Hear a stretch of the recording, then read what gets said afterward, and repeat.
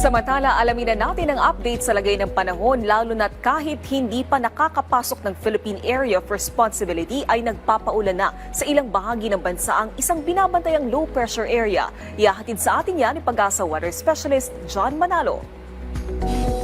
Kasalukuyan po na nakakaapekto sa ating bansa, yung southwest monsoon, lalo na sa Luzon. At ito po ay magdadala ng maulap na kalangitan na may kasamang mga pag-ulan at thunderstorms sa maraming lugar sa ating bansa. Kasama po yung Ilocos Region, Cordillera Administrative Region, Batanes, Babuyan Islands, Zambales, Bataan, Palawan, Basilan, Sulu at Tawi-Tawi. Sa kabilang banda naman po yung trough of low pressure area. May minomonitor po tayo na lugar kung saan maaari yung mga pag-ulan dahil dun sa area na kung saan nakaka-apekto yung low pressure area o yung tuloy-tuloy na linya sa ating atmosphere na maaaring daanan or posibleng maging lugar ng development ng mga bagyo or low pressure area. By the way, yung low pressure area na ating binabantayan ay maaaring mag-develop pero hindi pa tayo certain kung kailan, pero maaari itong mag-develop ng tropical depression and maaari itong pumasok sa PAR, sa Philippine Area of Responsibility within 24 hours.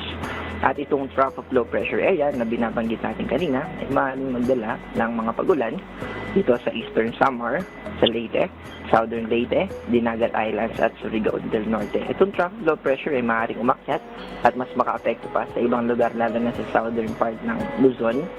Pero dito naman sa Metro Manila at sa natitirang bahagi ng ating Luzon ay makakaranas tayo ng malinsangan pa rin na panahon.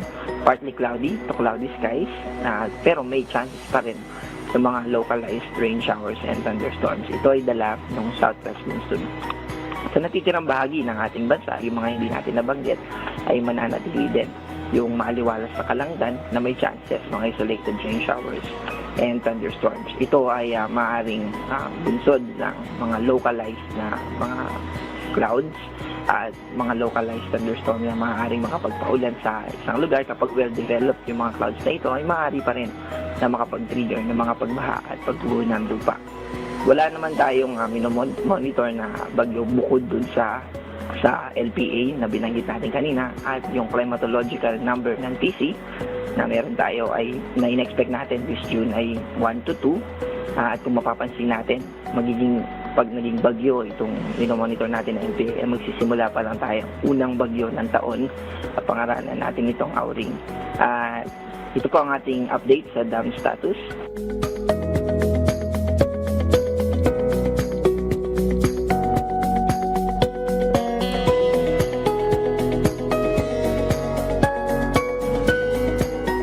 Ito po si John Manalo.